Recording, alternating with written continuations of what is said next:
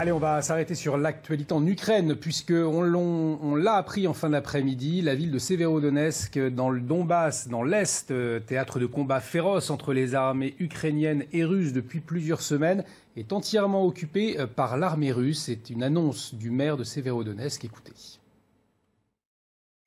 La ville est entièrement occupée par les Russes. Ils essayent d'imposer leurs règles.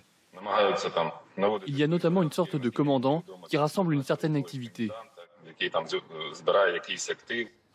Et pour en parler, pour décrypter cette information, on va retrouver Pierre Laurin, historien spécialiste de la Russie et du monde post-soviétique, auteur de L'Ukraine, une histoire entre deux destins. Pierre Laurin, bonsoir, merci d'être avec nous sur CNews.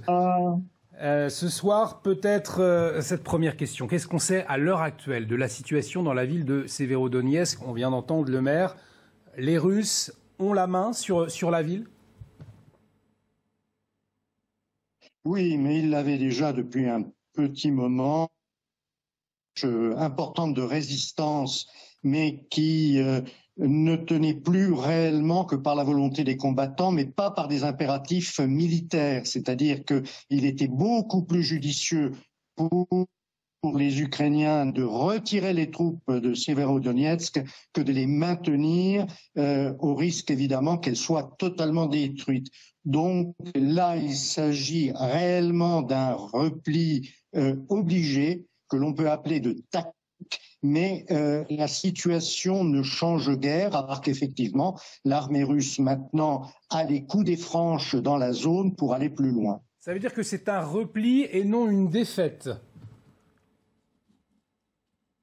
C'est un repli, mais la défaite, elle était survenue il y a déjà quelques jours, dans la mesure où la ville était pratiquement totalement occupée, et que ce que l'on attendait, c'était effectivement la décision de repli ukrainienne. En quoi cette ville, on en a beaucoup parlé de cette ville de Severodonetsk, en quoi c'est une ville symbole aujourd'hui?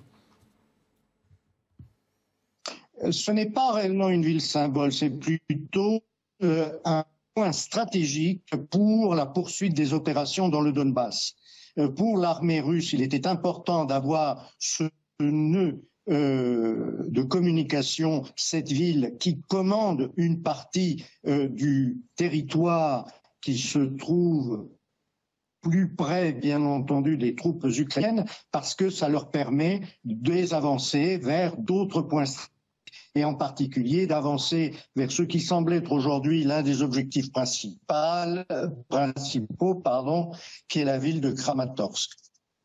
Merci Pierre Laurin. Malheureusement, la liaison est un peu mauvaise. Merci en tout cas, on vous a bien compris, on vous a bien entendu. Merci pour vos explications. Pierre Laurin, historien spécialiste de la Russie, du monde post-soviétique et auteur de L'Ukraine, une histoire entre deux destins.